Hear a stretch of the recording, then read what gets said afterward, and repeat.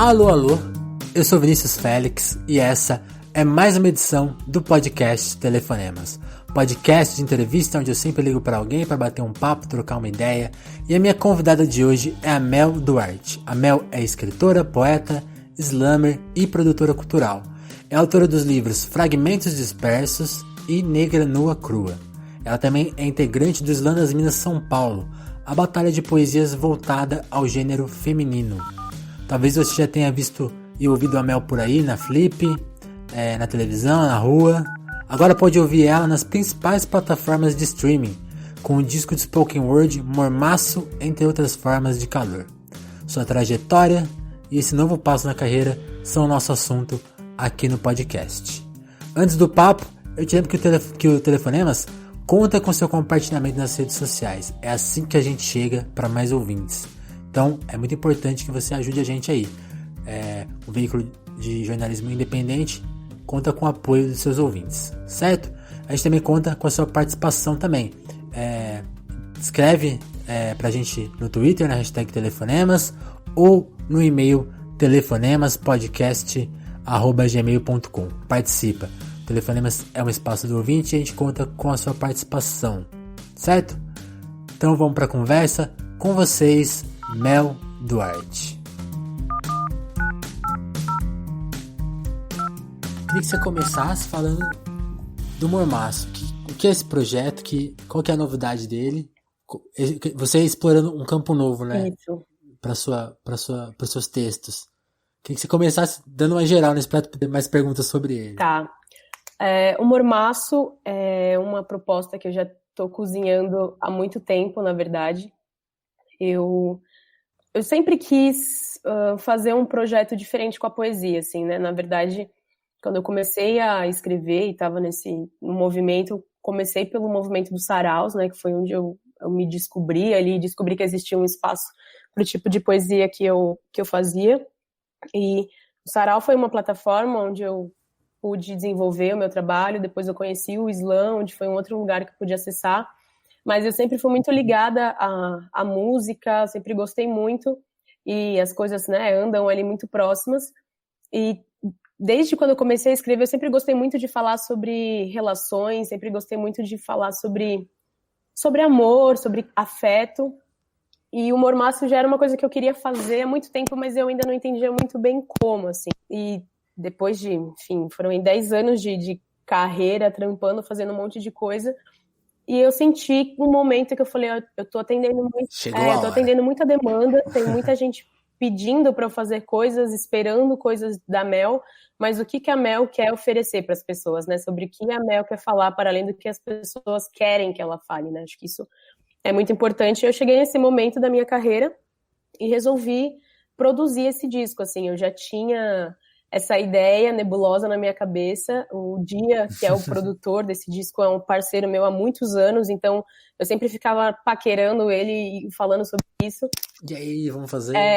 E até que, assim, no final do ano passado, eu tinha os poemas que eu queria trabalhar, e aí no começo do ano, em janeiro, eu falei pra ele, vamos fazer, quero fazer isso pra esse ano, quero lançar esse disco esse ano, e vamos trabalhar. E aí a gente ficou 6 meses produzindo o disco.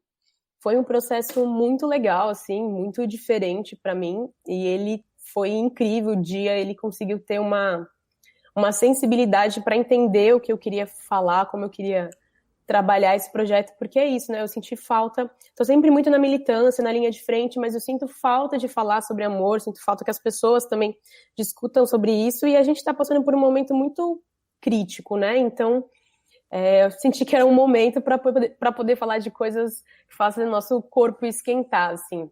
Se afastar um pouco, né? Exatamente, é por isso que veio a ideia do Mormaço, e é muito louco, porque eu já tô no rolê da poesia há muito tempo, conheço muita gente, muitas coisas, mas pensando aqui no Brasil, a gente ainda não explora esse lado do spoken word com música, né? Lá fora a gente tem muitas referências, uma galera que faz isso, mas é também muito ligado ainda ao rap.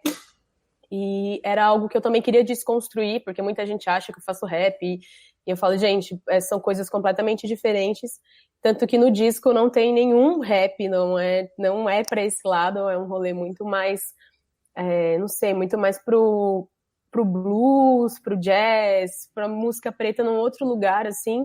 A gente perpassa por vários estilos musicais, mas o único que a gente não tem, desde o forró até sei lá, um trap, uma coisa mais assim, mas não tem rap. Então, também quis, sabe, mostrar uma outra faceta também da artista Mel, assim, né? E como eu acabo fazendo muita apresentação, eu também queria poder construir um espetáculo diferente das coisas que eu já faço.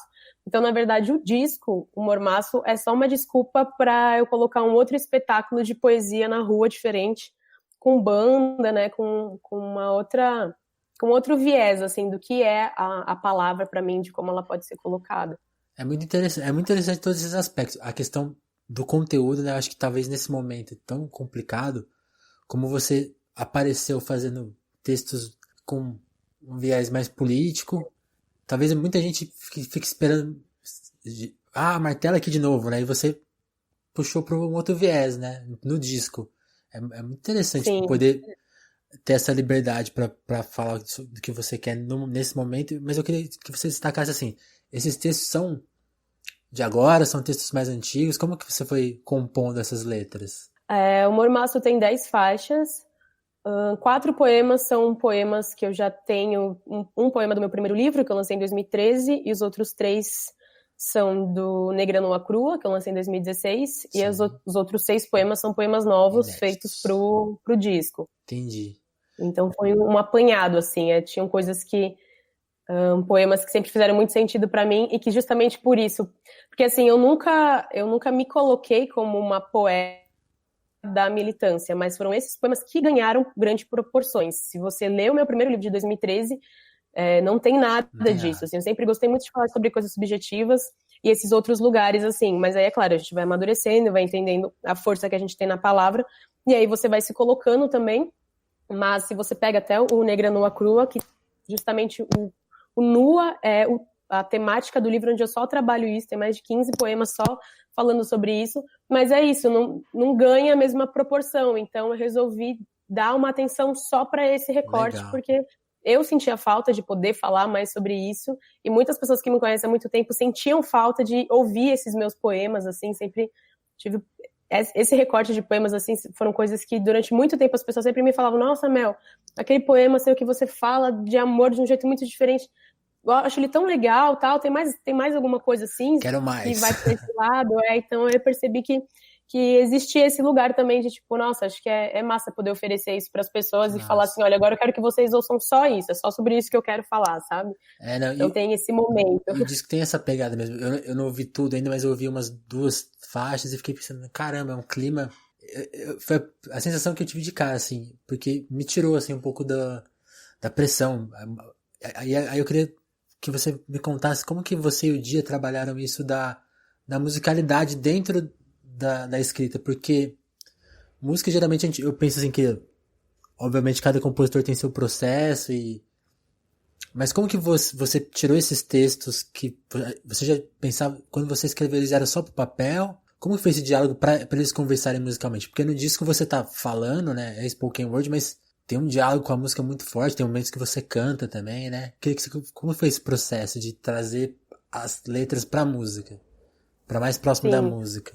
Eu entendi que se eu vou fazer um disco, é um disco de poesia falada, mas é isso, é um disco, é música, né? Eu preciso acessar as pessoas que não acessam a poesia, né? Que preferem a música. Então como eu continuo sendo... original no meu escrito, na minha forma de falar, para quem conhece os meus poemas entender isso, e para quem não conhece, para quem gosta de música, ouvir e falar, nossa, gostei dessa música, quero ouvir esse disco porque eu gosto da música. Então foi um processo de descoberta também, porque é isso, eu não tive referências nacionais para conseguir me basear muito, assim, isso pensando na galera da poesia. Né? Tem um texto base desse estilo, assim? Não tem. Eu fui bem, assim, louca de resolver fazer uma coisa que... digamos assim, que ela ainda é muito nebulosa para as pessoas, né? Você fala um disco de spoken e ninguém sabe direito o que é. Então, e até para a gente poder encontrar isso, procurei muitas referências de fora, mas nenhuma delas ainda também era exatamente o que eu queria fazer. Então, a gente foi muito nessa questão do sensível, assim, do que a gente sentia e como eu queria dialogar. Eu cheguei pro Dia já com os poemas, Só que assim, eu falei, eu tô completamente aberta pra gente construir eles da melhor forma possível. E aí a gente sentou junto e estudamos um monte de referências, um monte de artistas, de músicas que eu gosto muito, que tinham o clima que eu queria passar. Então, olha, essa música, ela tem que ser um clima bem tranquilo, eu quero que as pessoas comecem a viajar no sentido dela, eu quero entregar uma outra coisa e tal. Então, a gente foi construindo junto, e ele é um cara super sensível, a gente já é amiga há muito tempo, então a gente tinha uma conversa muito franca, assim, pra entender pra onde queria ir, e eu, na verdade, dei um puta desafio na mão dele, né, eu entreguei uma bomba, porque a gente gravou as guias, só a voz, eu falei, toma, a gente estudou um monte de referência, e em cima disso, com o trabalho dele, ele foi criando algumas bases, mas é muito louco, porque algumas coisas ele ouviu, assim, no poema, ele falou, nossa, já sei o que a gente vai fazer. Outra a gente ficou pensando mais, tipo, putz, será que a gente vai pra esse lado? Será que aqui a gente faz um samba? Será que aqui a gente faz um reggae? Será que... E até descobrir também o que para cada letra encaixava mais, assim.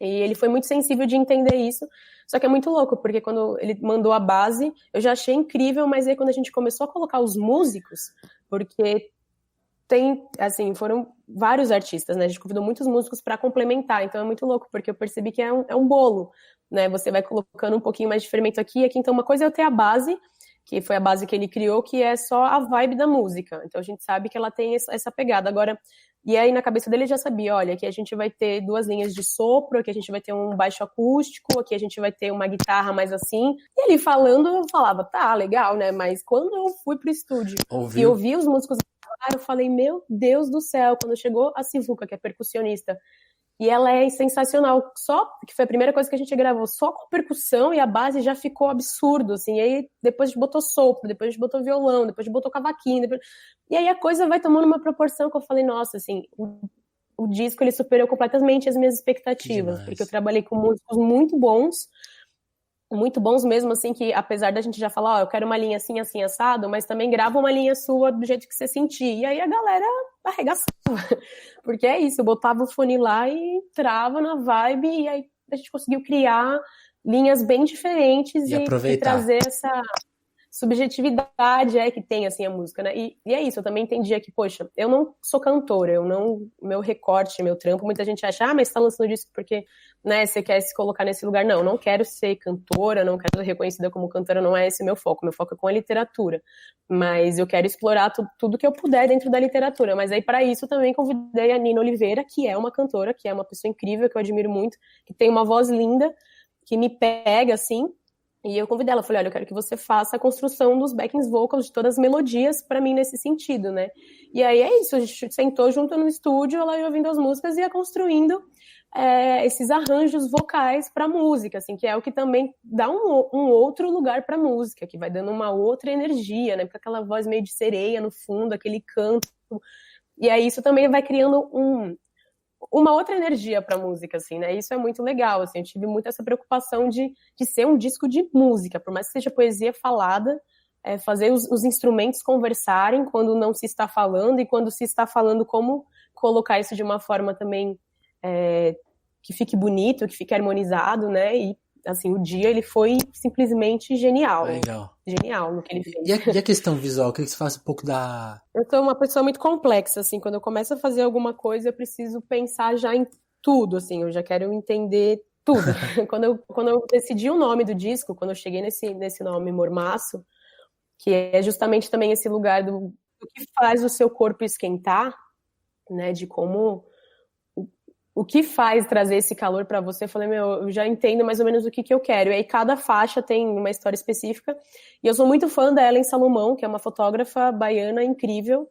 Eu já a conheço há muito tempo, já conheço o trabalho dela, acompanho ela há muito tempo. Sempre achei ela incrível. E aí no último disco do Baco que ela fez, essa parte visual também, eu achei que ela assim foi completamente genial no que ela fez. Eu falei, essa é a minha oportunidade, vou pegar a Ellen para mim, porque ela vai conseguir entender e descrever em fotografia tudo o que eu quero, assim, e eu não queria, e aí é isso, eu quis trampar uma imagem para cada faixa, e eu não queria que fossem fotos minhas. Beleza, minha foto é a capa, apesar que não vai ser um disco físico, né, mas para poder divulgar, mas eu queria que cada imagem para o som fosse descrito de alguma forma, com pessoas negras, e a Ellen conseguiu também Eu entreguei também para elas guias, assim, de um jeito bem roots. Falei, gata, viaja aí nas suas É mais ou ideias. E ela menos trouxe isso. ideias maravilhosas. E, assim, tem coisas muito subjetivas que Não, são são muito fotos muito lindas. bonitas. As que já saíram até agora são lindas mesmo. Nossa, eu falo pra gata, gente, se prepare, porque ainda tem muito material bonito para mostrar, assim. A gente conseguiu entrar num acordo bem legal dessa questão da imagem. Isso para mim é muito importante também, trazer essa imagem do que é o mormaço e das faixas específicas, assim. Então tem coisas que são bem subjetivas, né? A primeira faixa que chama Saudação, que é uma faixa que eu abro o disco pedindo licença para entrar todas as energias femininas que me regem. É uma foto de uma mulher imersa dentro da água, só com as mãos para fora, assim, que é muito lindo. Então, são coisas que são muito subjetivas, mas quando você ouve a música e você vê a imagem, faz completo sentido, assim, sabe? Legal. Então, para mim, isso era muito importante, já trazer um projeto que tivesse tudo pensado, assim, nada do que eu fiz nesse disco é por acaso. Demais. Isso é o melhor, né? Acho que qualquer obra artística relevante sempre tem esse peso, né? O artista detalhista em tudo, cada respiro, cada silêncio, Sim. cada coisa. Legal. E falando em trabalho artístico, eu queria que você contasse agora um pouco sobre a organização do Querem Nos Calar, que é um livro que você organizou com várias outros textos de outras pessoas. E você sempre publicou, acho que independente, né? Esse é um livro que saiu para uma editora grandona, né? Eu queria que você contasse. Vamos falar primeiro da organização, depois a gente fala de estar num rolê maior agora, numa editora grande. Uhum. Conta sobre Massa. essa escolha. São 15 pessoas. E eu sei que quando você começou a fazer o Saraus, você encontrou outras pessoas que escreviam. Eu gosto muito dessa sua fala, né? Você na escola achava, ninguém da minha idade escreve, ninguém onde eu moro escreve. E hoje você tem um universo de pessoas Sim, da sua próximas a idade, mim próximas a você que escreve. E você trouxe elas para esse livro. Como que foi organizar isso agora? Tanta gente, né? Não tinha ninguém, agora tem muita gente para escolher só 15 pessoas. Não, ainda bem que hoje tem muita gente. Eu acho que quando eu recebi o convite da Planeta para fazer a curadoria, né, desse livro, foi muito incrível. Esse convite veio no ano passado, na Flip do ano passado, quando a Riane Leão, que é uma poeta que a Planeta publicou o primeiro livro e virou best-seller de poesia, né? Quando ninguém acreditava muito na poesia feita por mulheres, a Riane veio e arregaçou. E ela sempre fala que eu e a Lu somos as referências dela, que quando ela nos viu no slam, ela falou, nossa, isso é muito legal, eu posso fazer. E hoje ela é best-seller, assim, é muito louco como as coisas vão dando, como a gente vai se encontrando nos caminhos. E aí ela nos convidou para fazer essa mesa e foi uma mesa super emocionante, assim, foi uma mesa que reverbera muito até hoje. Pessoas me encontram e falam, nossa, eu tava aquele dia, eu chorei muito. É muito legal, foi uma mesa que deu muito certo. E aí nesse dia a galera da Planeta falou, nossa, aqui tem uma potência, né? O que você acha da gente pensar nesse livro? E aí foi todo um processo. E assim, a parte mais difícil foi realmente não encontrar, mas definir as 15 pessoas, porque hoje eu conheço muitas mulheres que estão no movimento do Islã, né? É diferente de 5 anos atrás já, assim, sabe? A gente tem muitos nomes. Então, eu ainda a gente ficou tentando entender se era mais fácil colocar 15 e só 5 textos, ou 30 e um texto de cada, e enfim, ficamos problematizando isso, porque daí eu ia poder abarcar mais mulheres, mas a gente entendeu que também era importante dar um espaço de visibilidade realmente legal para cada uma. Então a gente fechou esse número de 15 autoras, né, 15 slammers das 5 regiões do Brasil. Uhum. É claro que, por exemplo, São Paulo, que já tem muita gente, é uma balança que é difícil de você equalizar. Então tem 6 poetas de São Paulo, aí mais 2 dali, mais 2 daqui, mais 2 de lá. E foi difícil chegar nesses nomes no sentido de, tipo, eu queria colocar todo mundo. Eu conheço muita gente foda, mas eu fiquei pensando assim, bom, esse é o nosso primeiro livro, que ele venha e tenha muito sucesso, porque a partir daí a gente consegue fazer o volume 2, o volume 3, e aí abarcando mais mulheres. Então, eu parti do princípio de, assim, quem são as pessoas que estão no rolê há mais tempo? Legal. Né? Quem está fazendo, porque também não tem como eu equilibrar quem começou no passado, pode estar crescendo agora, mas quem está 10 anos no rolê tanto quanto eu, merece estar nesse livro, porque, né, só a gente sabe dessa caminhada que a gente teve para chegar aqui hoje. Então, isso foi um dos princípios, principalmente pensando em São Paulo, porque aqui a gente tem muitas poetas, então, do princípio de, tipo, né, quem está no rolê há mais tempo, quem começou isso quando eu comecei também.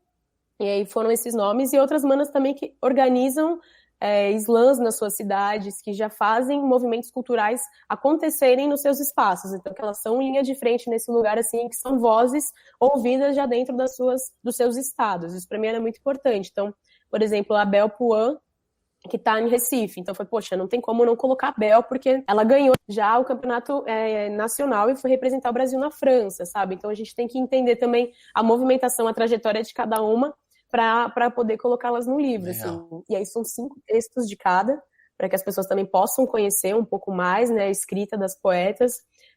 A gente convidou a Conceição Evaristo para fazer o prefácio, porque além da Conceição, claro, ser uma inspiração para todas que estão dentro daquele livro, ela é uma pessoa que acompanha o movimento dos slams, ela já me viu batalhando, ela conhece outras poetas que estão no livro, então eu sei que é uma pessoa que sabia o que é o slam e o que ele significava pra gente. Sabia o que estava acontecendo ali, Exatamente, isso era muito importante, não basta só ser um nome de importância, tem que ter alguma relevância dentro do nosso movimento e pra gente, assim.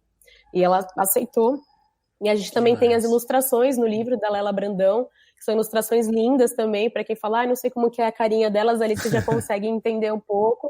E aí tem a biografia de cada uma também, para que cada pessoa possa ir lá e pesquisar a poeta que mais gostou.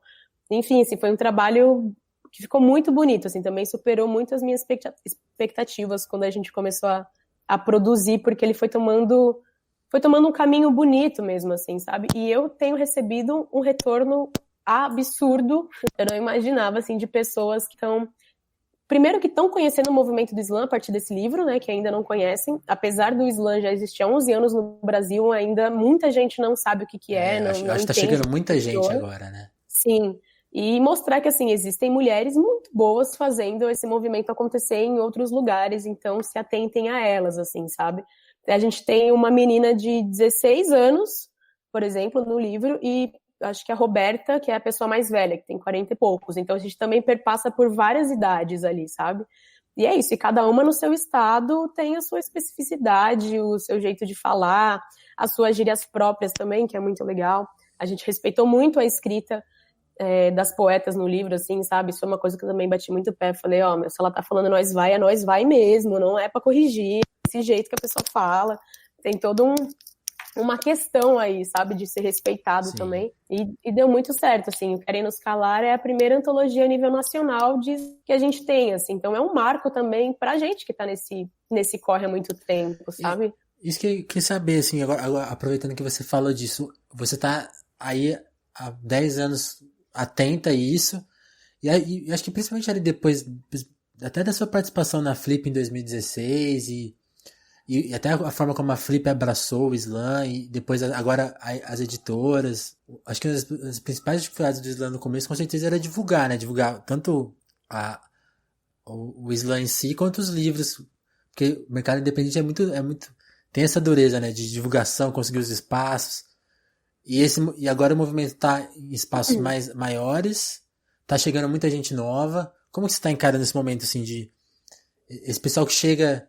tá respeitando, como que é acompanhar esse crescimento do movimento? Tá sendo legal? Acho que o livro já dá esse horizonte, mas queria que você faça um pouquinho mais desse momento, das atenções que vocês estão tendo, para não dispersar. Sim, eu acho que, claro que hoje mudou muito, assim, a forma como as pessoas enxergam o slam, a gente conseguiu alcançar certos espaços antes não alcançados, mas ainda assim, é para dentro da nossa bolha, sabe? Assim, a gente ainda precisa explorar muitos outros espaços, a gente ainda precisa chegar muito mais longe, é isso, né?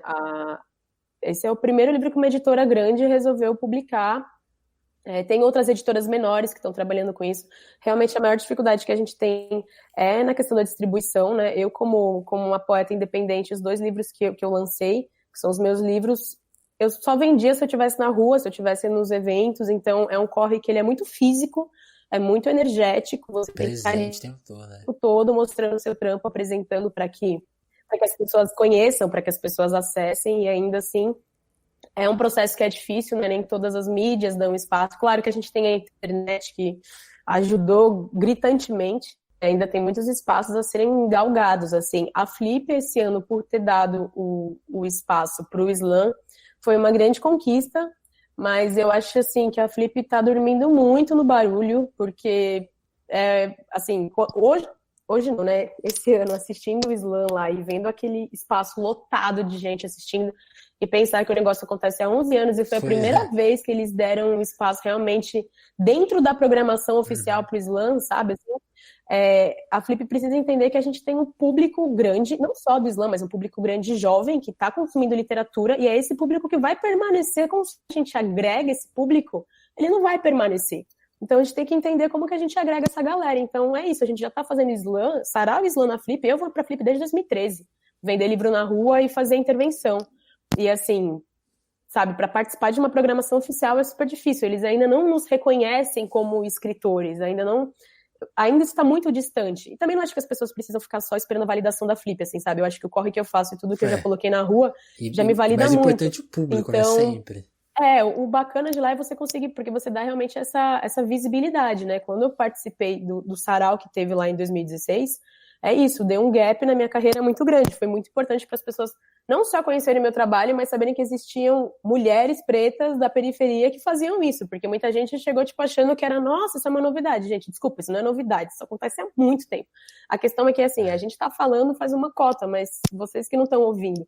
Então, também precisa sair da sua bolha para entender que tem outras coisas acontecendo. Então, foi bom para também abrir um espaço, né? Eu acho que a gente ainda consegue conquistar muito mais coisas com o Islã, assim, e com certeza é um movimento que ele é rotativo o tempo todo, é muita gente nova aparecendo, a galera mais nova hoje está tomando de assalto o espaço do Islã, e ao mesmo tempo que isso é muito bom, porque a gente tem sempre novas pessoas e muda o sangue, né? Então eu falo, eu tenho 30 anos, eu organizo o Islã das Minas SP junto com as minhas outras manas há 3 anos.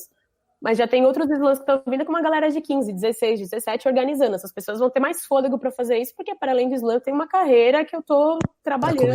Então é muita coisa para se fazer. A única coisa que eu percebo assim da galera mais nova é que é diferente os processos, né? Eu venho dos saraus, eu sou cria dos saraus, de um outro lugar de você aprender a escuta, aprender a fala, aprender a respeitar quem veio antes. Então a galera mais nova às vezes já chega só no fluxo do Islã e da batalha, e às vezes esquece o que é importante, que é a palavra, que é trabalhar o seu texto, que é ter sensibilidade, não é só ganhar o Islã, sabe? O Islã é só uma plataforma a mais para as pessoas acessarem o seu trabalho.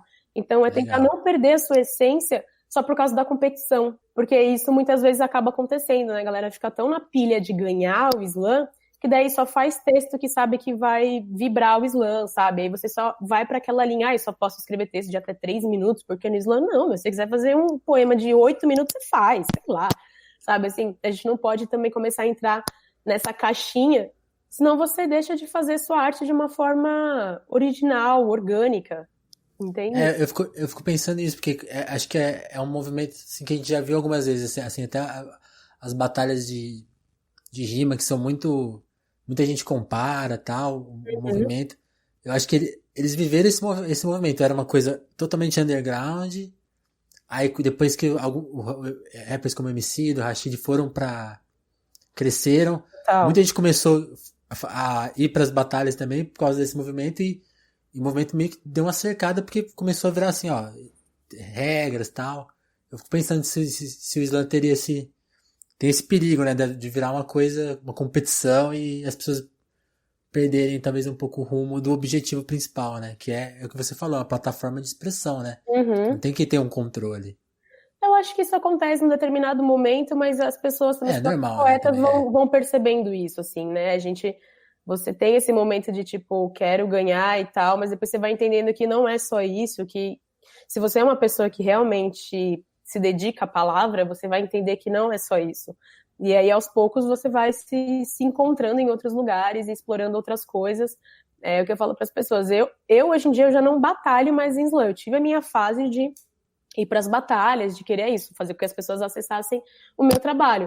Chegou um determinado momento que isso eu já tinha conquistado, já tinha ganho algumas competições que eu queria, eu falei, massa, agora eu quero fazer outras coisas. Então a gente vai organizar o Islã das Minas, que daí eu abro espaço para outras manas batalharem, porque eu já tenho uma visibilidade, então eu consigo construir coisas para que as pessoas possam estar ali mostrando o seu trabalho. Então chega um momento que você tá tipo, eu sei que tem muita gente boa aqui, então vamos abrir mais espaço para essa galera chegar. O que é muito legal desse movimento do Islã, pensando nesse recorte feminino, principalmente, é que a gente tem uma rede muito grande e é uma rede de se conectar e de espalhar informação. Então não é uma coisa tipo, porque eu faço e todos os trabalhos têm que vir para mim e só eu tenho que fazer isso.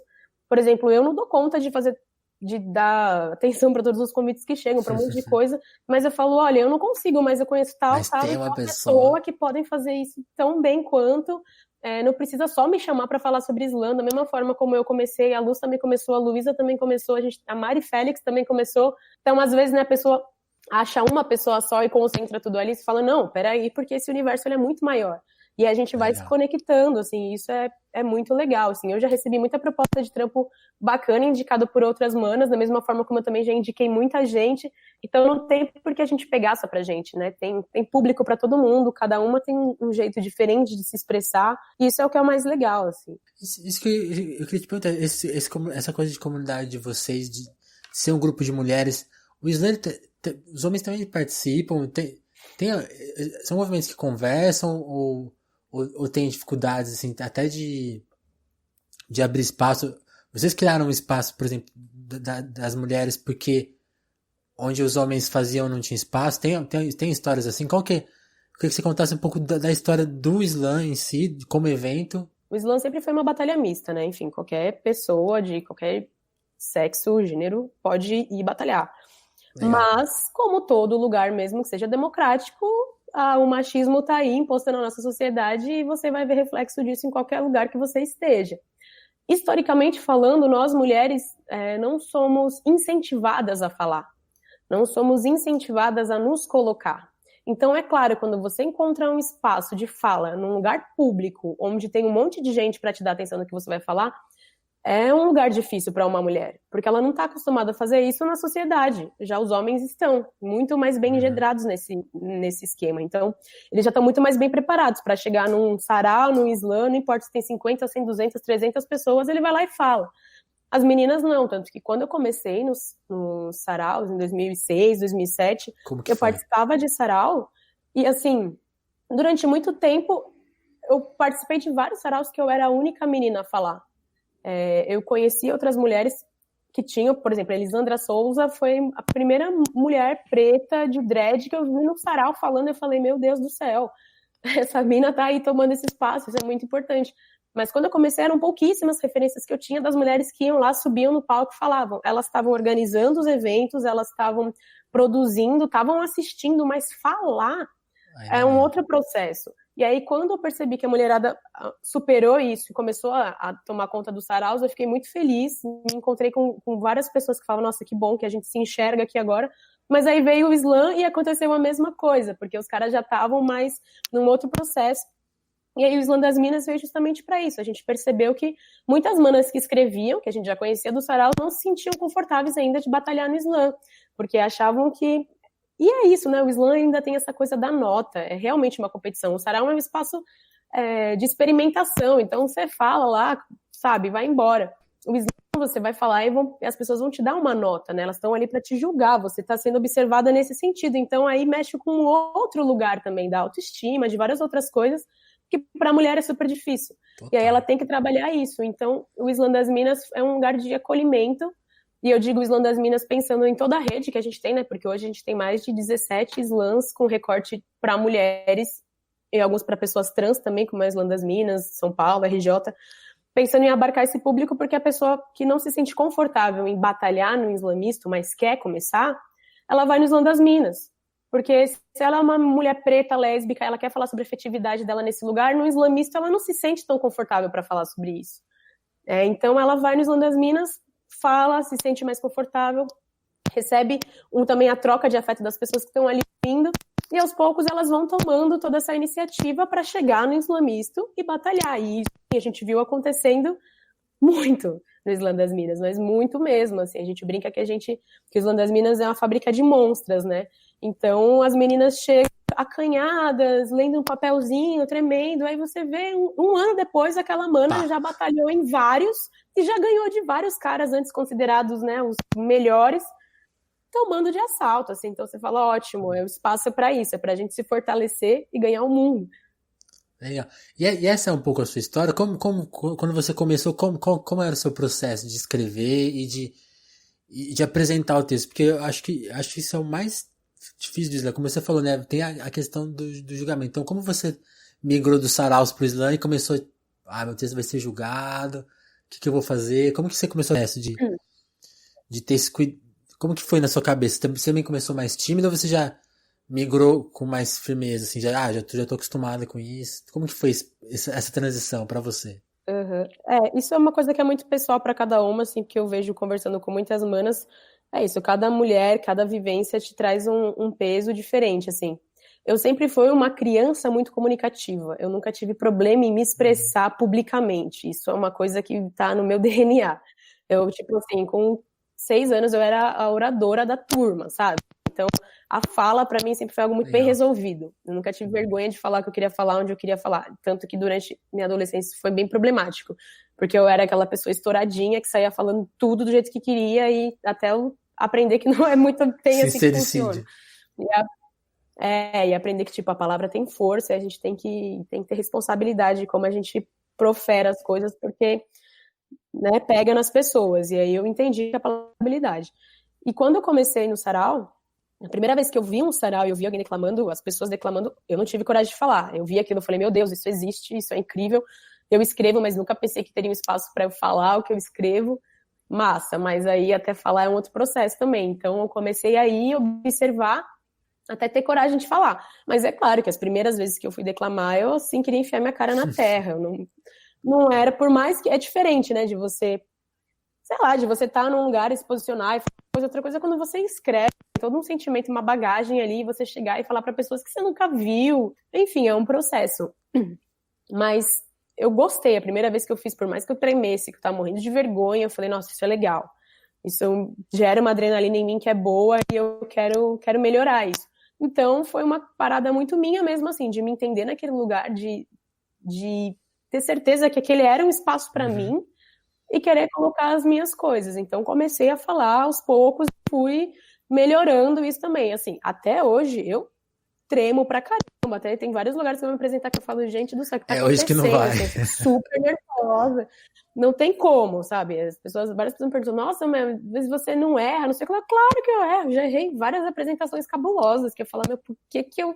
Um negócio de cor e salteado, eu esqueci uma palavra. Acontece, a gente é humana, a gente tá, sabe, não tem problema, isso acontece. E eu acho até da hora quando acontece, porque você desmistifica isso, quando as pessoas ficam achando que você é perfeito, que você não erra, que você não tem medo, que você não treme. E eu falo, gente, tudo acontece. Tudo sempre vai acontecer, e espero que aconteça mesmo, porque quando não acontece mais, deve ser estranho, né? O legal é quando te dá essa energia que você fala, tá, que é o que te faz também focar, te faz ficar centrado ali no que você tá fazendo. Então, são processos, mas eu me identifiquei muito com esse lugar da fala, né? Desses espaços de fala que eu encontrei. E conforme o tempo foi passando, eu percebia que não era só a fala, né? Era um corpo ali de uma mulher negra colocando as suas realidades, a sua vivência, da forma que eu enxergava. Então, eu contando a minha trajetória.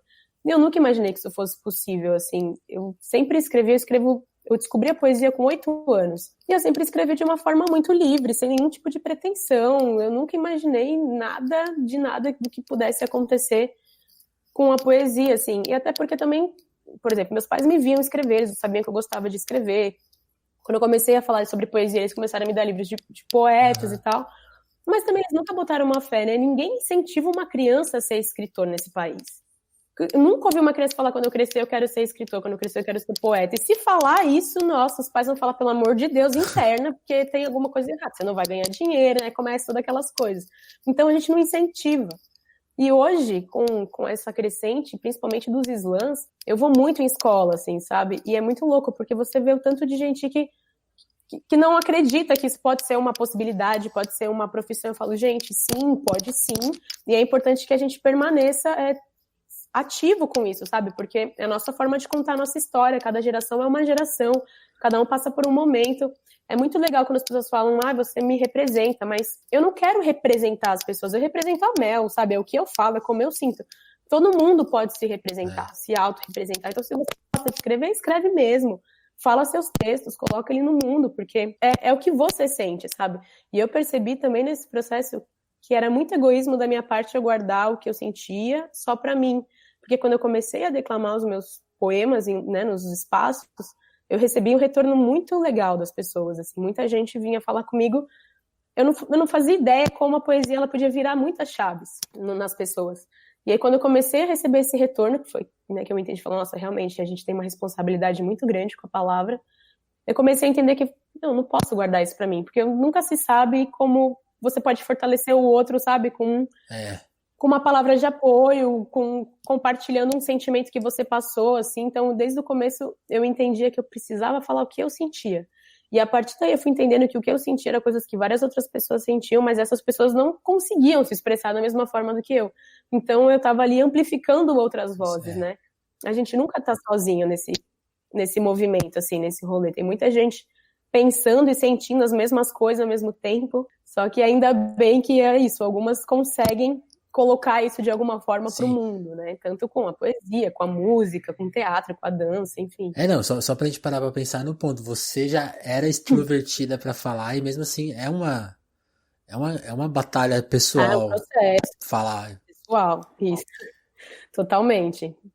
E tem esse fator, né? Eu acho que o slam, por ser um espaço, especialmente o slam das minas, ser um espaço acolhedor, acolhe as pessoas que vão fazer, mas as que vão assistir também, né? Por ser uma comunidade aberta pra, não tô legal, ou ainda mais nesse momento do Brasil que é tamanha pressão. Você vai lá pra ver a cultura de perto, assim, eu acho muito forte isso, assim, especialmente literatura. Eu tive só uma experiência, assim, parecida de fazer um clube de leitura e eu ficava pensando, cara, discutir livro com o mesmo grupo repetidas vezes é muito mais forte do que se ficar na internet. Acho que muita gente não tem essa experiência, porque a nossa geração, especialmente, a gente tem a gente quase a mesma idade. Acho que a gente cresceu no mundo offline, de certa forma, mas, tipo, a gente já tem uma geração de jovens que é online 100% e não tem essa experiência de uma roda, de cada um fala na sua vez eu tive essa percepção lendo um livro ou vendo uma série que seja. É raro esse tipo de conversa, né? Isso que é uma força em si, né? Não, total. Eu acho que... E é isso, né? Que se você vai no Slam, a gente teve edições do Slam das Minas que tinham 800 pessoas. E aí você fala assim, gente... E assim, 800 pessoas no público e são 10 poetas ali. Então, existem muitas pessoas que querem ouvir, que se sentem abarcadas por aquilo, né? E se não é revolução fazer tanta gente parar para ouvir mulheres, eu não sei o que é, assim, sabe? Através da poesia, através da palavra. Então isso é muito louco, assim, a gente sabe que a gente está passando por um momento muito complicado no nosso país, difícil de você entender o que você vai falar, assim, né? Tudo muito delicado e a gente entende que é um momento que não dá para ficar em cima do muro, que precisa se posicionar assim. E a nossa arma é a palavra. Então, como que a gente consegue disseminar cada vez mais isso para que mais pessoas amplifiquem a mente, né? Porque eu acho que é isso. Às vezes você pode, sei lá, você precisa falar sobre um assunto pesado, você quer falar sobre algum tema, você vai dar uma palestra, sei lá, de quanto tempo, 1 hora, 2 horas. Beleza, as pessoas podem ir, elas vão ouvir, elas vão assimilar alguma coisa, mas se eu posso diminuir aquilo para um poema de até 3 minutos, aquilo vai entrar na pessoa de uma outra forma, né? Você consegue acessar outros lugares de um outro jeito. Então, a poesia, ela consegue sintetizar o pensamento, e isso é muito legal, assim, sabe? E aí você no slam, você tem lá 10, 15 pensamentos sintetizados de uma forma completamente diferente, e não tem como você ouvir aquilo no sim, sabe? Isso é muito legal, porque daí uma pessoa vai, ouve, acha legal, aí leva a outra, e aí a gente vai conhecendo várias pessoas que vão levando a família no slam, assim. Porque, eu gostei, aí levei minha mãe, aí levei minha tia. E aí quando a gente vê, tem um monte de gente já esperando para assistir, porque quer estar lá só para experienciar isso mesmo, né? Para ouvir o que outras pessoas têm para dizer, para se sentir um pouco mais acolhidas ali, fala, poxa, não sou só eu que estou passando por isso, não sou só eu que estou indignada com isso. Eu acho que ainda mais porque isso é um ambiente assim, livre de... Não é uma coisa de consumo, né? Eu acho que me incomoda muito que a cultura hoje tudo é consumar. Eu vi tantas coisas, eu fiz tantas coisas e eu gosto quando é mais essa coisa de apreciar. E eu acho que o slam é muito isso. Aprecia esse momento, assim, essa hora aqui de curtição. Sim, exatamente. Que é mais, o slam, na real, ele, por mais que seja um espaço de fala, ele é muito mais um espaço de escuta, se você for pensar, né? Porque é isso, são poucas pessoas que vão falar. Essa pessoa pode ter até 3 chances de falar, né? Porque são 3 rodadas eliminatórias. Mas é isso, se eu tenho 800 pessoas para assistir, 15 para falar, o que está acontecendo ali? A escuta está acontecendo. As pessoas estão ali para escutar. E é importante, isso é muito importante. E você também entender que tem nesse momento do tipo, deixa eu calar para eu saber o que está acontecendo, para eu entender como outras pessoas estão reagindo a tudo o que está acontecendo. Isso é bacana, isso ajuda na formação de pensamento crítico, Total. sabe? Pra gente não estourar muito tempo, eu queria juntar duas perguntas em uma aqui. E que era assim, eu queria muito perguntar pra Pode você falar. como que você sente que a sua cabeça mudou de 2006, quando você começou mais ou menos pra cá. Mas aí eu queria misturar essa pergunta com outra, que eu queria saber assim, eu tava vendo, acho que talvez tenha visto um Twitter errado, mas acho que era uma conta antiga sua, que você falava de como a sua mente era uma tempestade, assim, eu fiquei pensando assim, ó, pra quem escreve, a mente não deve parar de trabalhar, né? Aí eu queria mesclar essas duas perguntas. Como que a sua mente mudou assim de produção lá de 2006 para 2019? Como que você, vendo a repercussão das coisas, como que isso foi te afetando? Você escrevia mais, escrevia menos? É, você revisa mais? Eu queria saber se desse uma geral assim, como que você sente a sua arte mesmo, assim, de acordar, não, preciso escrever alguma coisa, ou já é uma coisa mais, não, agora Uhum. eu tenho o meu momento, como, dá uma geral nisso, assim. Como que era antes e como que é hoje, assim, sentar e escrever. Ou nem é, você nem sente e escreve, você faz de outro jeito. Conta aí. A verdade é que antes era bem mais fácil, porque antes não existia tanta informação e eu nem tinha tanta responsabilidade na arte que eu faço como eu tenho hoje. Então era muito mais despretensioso nesse sentido. E era outro tempo, outro timing, isso que você falou, né? A gente partir do analógico para o digital e até eu ter acesso ao digital demorou muito e nesse meio tempo o que eu fazia era escrever. É, Então, é isso, eu comecei a escrever muito nova, desde muito pequena, então eu tinha muitos e muitos cadernos de escrita, assim, de poesia, mas é claro, hoje eu tenho alguns cadernos dessa época e eu leio e falo, quem que era nossa, essa menina? nada a ver. Nada a ver, nada a ver no sentido, tipo, é porque eu não sei nem explicar, mas eu também acho que é por uma questão de Sim. vivência, é isso, não é que uma criança de 8 anos vai escrever, gente, mas já é incrível uma criança querer escrever, mas eu também tenho, sei lá, um poema que eu fiz, acho que com 11 anos, que eu assisti Presença de Anitta, e aí eu fiquei completamente bagunçada Que com é aquele isso? filme, assim, fiquei em choque. E aí eu escrevi um poema pesadaço, assim, que falei, nossa senhora, como que uma criança de 11 anos escreve isso, gente? É muito louco, porque é como a cabeça funciona, né? Aham. Então, eu acho que antes eu tinha uma outra forma de acessar as informações e de poder digeri-las, o que era muito bom. Hoje em dia, com o fluxo de coisas que se tem, é completamente diferente. Eu sou a minha produtora, eu sou a minha contadora, eu tenho que cuidar de absolutamente tudo que acontece na minha vida. Se eu ficar um dia sem abrir um e-mail, é desesperador. Eu preciso estar. Então, assim, eu não tenho tempo só para escrever, Sim. infelizmente. Eu gostaria muito de poder, sabe, ter todo um ritual e falar, agora é meu momento de escrever, vou acender um incenso e tal, não sei. Mas não dá, isso não existe mais, assim. Eu praticamente fico algumas horas por dia, sabe? Assim, eu tô sempre na rua, tô sempre fazendo coisas na rua. Então eu escrevo muito no trânsito, né? Tipo, vou viajar, tô no avião, vou escrever. Que é o tempo que eu tenho para ler também, mas mesmo assim, hoje para ler para mim também a minha cabeça anda é tanta coisa, meu corpo fica tão cansado que eu começo a ler, eu durmo, porque eu tô tão cansada que aí é o momento que minha cabeça começa a desvencilhar das preocupações. Conheço essa E quando eu vejo, eu tô experiência. capotando, eu falo, nossa, Mel, volta, volta. É muito louco, então isso me preocupa um pouco, assim, eu gostaria de poder ter o tempo que eu tive antes para poder produzir as coisas como eu produzia. Porque hoje é tudo muito mais rápido, então você tem um outro timing para fazer as coisas, né? Então é isso, eu acabo escrevendo quando as coisas vêm na minha cabeça. Às vezes eu me forço, falo, putz, eu tô um tempo sem escrever, preciso fazer tal coisa. Ou pego muitos trabalhos também pontuais, assim, que isso é uma coisa muito louca também, que eu nunca imaginei que meu trabalho e ele iria pro lado da publicidade e para outras coisas assim, tipo, olha, a gente quer comunicar com o jovem tal questão, mas a gente não sabe fazer. Então, chega mais e me ajuda com isso. E aí são uns temas diferentes, e isso também é um desafio, assim, né? Esses dias o Google Brasil me chamou para fazer uma apresentação sobre tecnologia. Eu falei, meu Deus do céu, eu nunca escrevi sobre tecnologia. E é tipo um puta evento gigantesco. Meu, eu vou pegar esse desafio aí. Foi um puta do desafio, assim. Mas foi legal, porque é isso, você sai também da sua área de conforto. Então é bacana quando vem algumas outras provocações de fora para você se colocar em outros lugares. Mas eu vou escrevendo e pegando as coisas que vêm assim muito do fluxo da minha vida. Assim, tem coisas que me pegam, que eu vejo, que eu sinto, que eu não consigo falar, escrever sobre elas. Aquilo fica reverberando em mim durante muito tempo até eu conseguir falar alguma coisa. Tem outras coisas que elas já vêm assim entregues, eu começo a escrever e é muito rápido.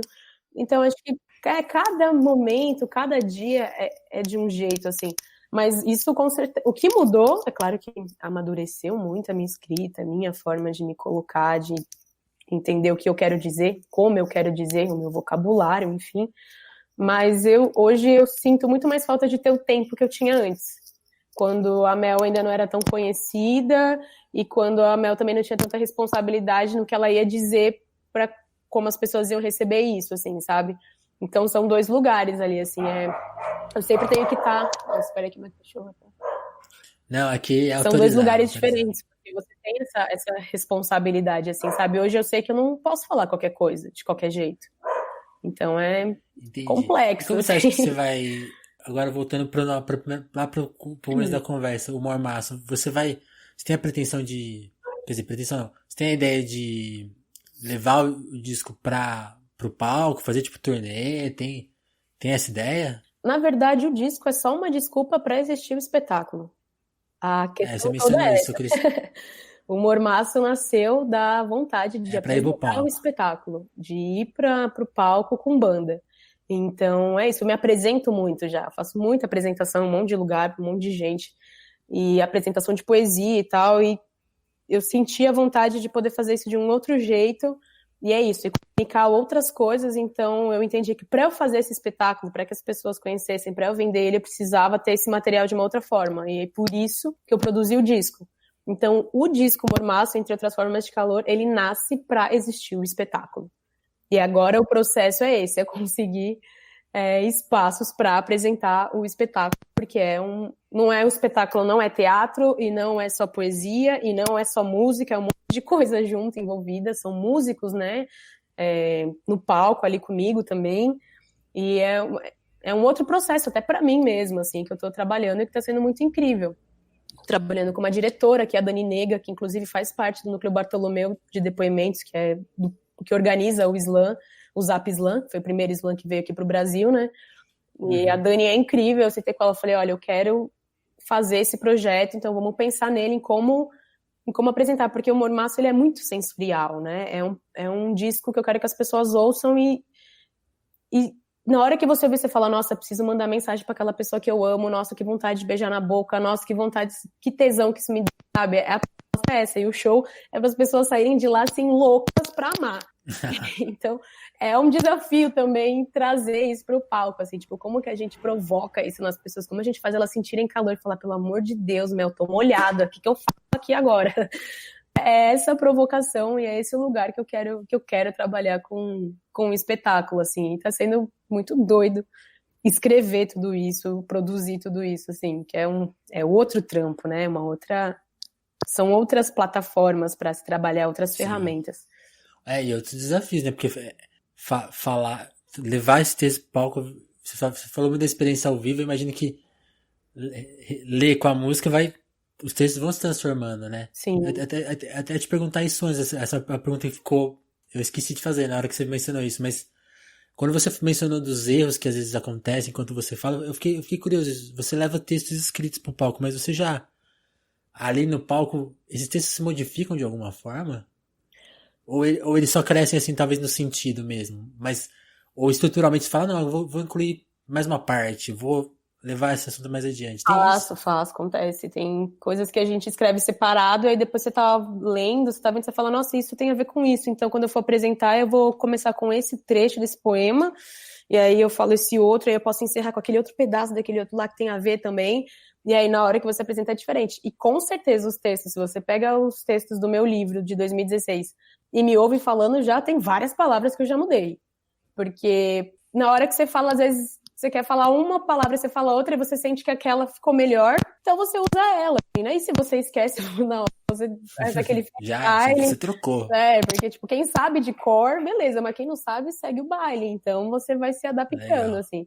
Eu gosto muito de quando eu vou me apresentar com os meus textos, mudar algumas coisas, inserir textos que as pessoas ainda não conhecem no meio. Eu vou sempre mudando uma coisinha ou outra, assim. Eu gosto de ter uma linha de raciocínio, então esses tempos eu fui fazer a apresentação de um show do Rodrigo Brandão com a Tulipa Ruiz, a Jussara Marçal, uma galera muito, muito foda, assim, muito bacana. Foi aqui em Ribeirão, né? Eu queria ter ido. Foi em Ribeirão e em Campinas. Nossa, foi incrível. E aí eles falaram, você tem 10 minutos.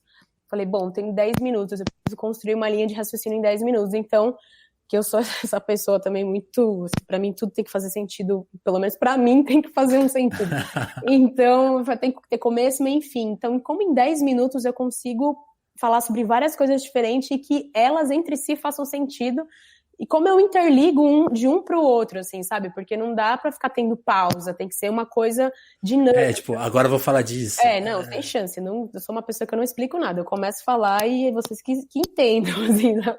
Então é muito louco de criar essa linha de raciocínio, assim, mas eu acho isso muito legal. E daí é nesse momento que você pega seus textos e fala, tá, então como que eu quero começar? Eu quero começar saudando as energias femininas, então eu vou começar com esse poema, e daqui eu quero falar sobre a mãe que me rege, então eu vou para esse, e daqui eu quero falar sobre como é ser mulher negra, então eu vou para esse, e como ser mulher negra implica em como é a sociedade hoje para com o jovem, então eu vou para esse, e para encerrar eu quero fazer as pessoas refletirem como elas estão se posicionando na sociedade, então eu vou pra esse, sabe, assim, aí eu vou interligando uma coisa na outra e sai. E se alguém não acredita no que você falou agora, eu vou sugerir que elas assistam a sua fala no TED, acho que foi no Teatro Municipal. É essa lógica aí no palco, né? Sim. Tá muito bem feita ali. Se alguém tiver dúvida... Sim, é Ai, qual que é? O TED... Putz, eu não lembro o nome. Eu sei que é no Municipal, eu acho. Não, pera.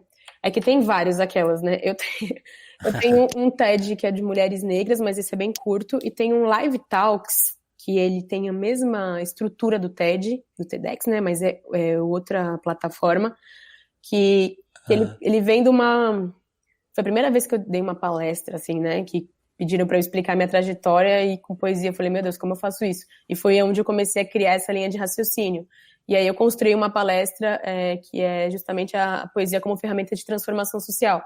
Que daí eu vou contando a minha história, a minha trajetória, intercalando, eu vou dando sentido. Então eu passei por essa experiência e disso, a partir daqui, isso abriu um caminho para outro lugar. E aí isso veio de uma outra forma. Enfim, eu vou linkando as coisas, assim, né?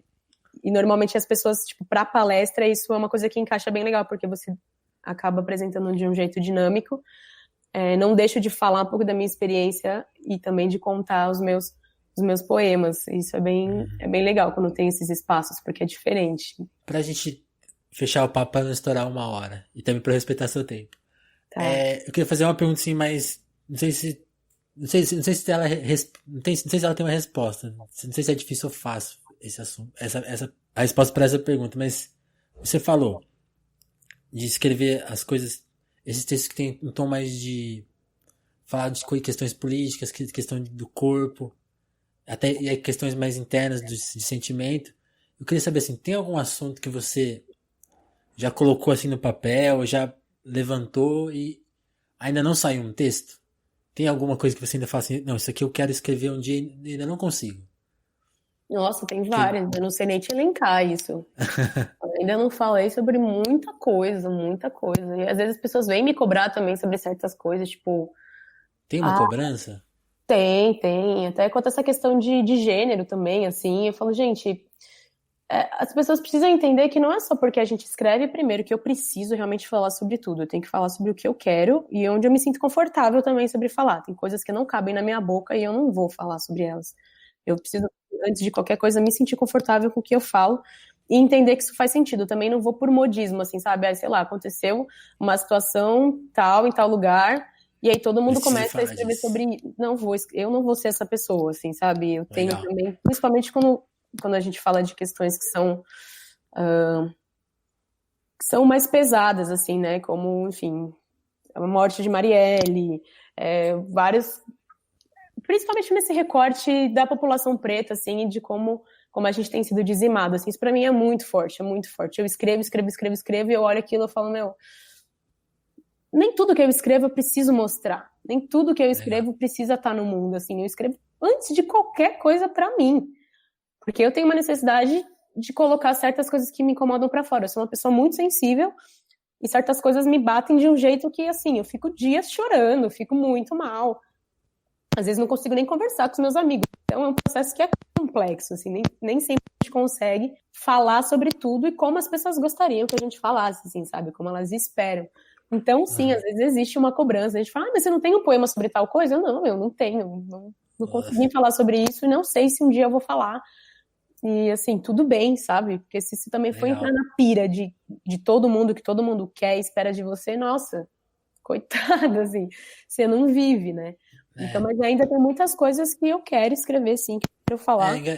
É engraçado, quando eu pensei nessa pergunta, eu não pensei nesse aspecto de cobrança, e eu acho que tem muito isso, como o Slam também, e os seus poemas tem muito espaço, né, no espaço virtual, eu acho que ganha essa dimensão, né, tipo, você precisa fazer agora uma coisa sobre isso, pra ter mais audiência, imagino que muita gente te dá dica, fala disso que vai repercutir. Isso, às vezes a galera faz só pra ter esse lugar da audiência, mas é você ler, você ouve, você fala, gente, não achei bom. Não falou nada. Então não precisa. Eu sou muito crítica, eu sou muito chata, tenho muito trabalho, muita coisa minha guardada há muito tempo, porque eu não acho que tá bom o suficiente, eu sei que isso também é um problema, tanto que o Mormaço foi esse processo mesmo de entender e falar, não, Mel, vai, senão você vai para de ficar cozinhando isso tanto tempo. Mas é isso, tem coisas e coisas. Então, tem certos momentos que eu falo, não vou colocar isso na roda só porque eu sei que pode me dar like, só porque eu sei que as pessoas estão esperando. Porque eu não acho que ainda é isso. Eu não acho que tá bom, não acho que é esse o jeito que eu quero comunicar, não encontrei a palavra certa. Então, eu vou esperar. E aí, se isso eu vier daqui a 3 anos, tem, sabe? Assim, eu preciso respeitar o meu processo. Senão, eu fico maluca. Demais, Mel. Legal te ouvir. Queria conversar mais, tava o papo, mas já passamos de 1 hora. Então eu queria te agradecer, desejar sucesso aí pro disco, pros shows. Com certeza, Obrigada. Pelo pouco que eu vi já tá muito interessante, imagino que no palco vai ficar mais interessante ainda. Legal. Te agradecer, Mel. Muito obrigada, valeu pelo espaço. Estamos aí também procurando outros lugares pra gente levar o Mormaço, pra gente acessar. Então é isso, quem estiver escutando e souber, fala, todas as pessoas, todas as ajudas são bem-vindas pra gente poder divulgar cada vez mais, né, os trabalhos. Então, estamos aí nessa correria de propagar a palavra. Beleza, Mel. Obrigadão. Mais uma vez. Obrigadão, Vinícius. Tchau, tchau. Tchau, beijão. Beijão.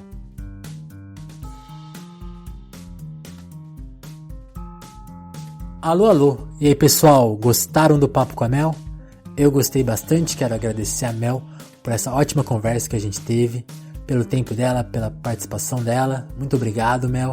Também quero mandar um abraço para @eubatata lá do Twitter, uma ouvinte nossa já antiga, que sempre divulga o podcast. Ela comentou lá no Twitter sobre um trecho da conversa com o Humberto que mexeu com ela, conversou com ela. Foi muito legal ler isso. Quero te agradecer por esse tweet. É muito legal quando a gente sabe que o podcast conversa com os nossos ouvintes. Te agradecer mesmo por isso, certo? E por isso fica o meu convite para os outros ouvintes também participarem aqui do Telefonemas.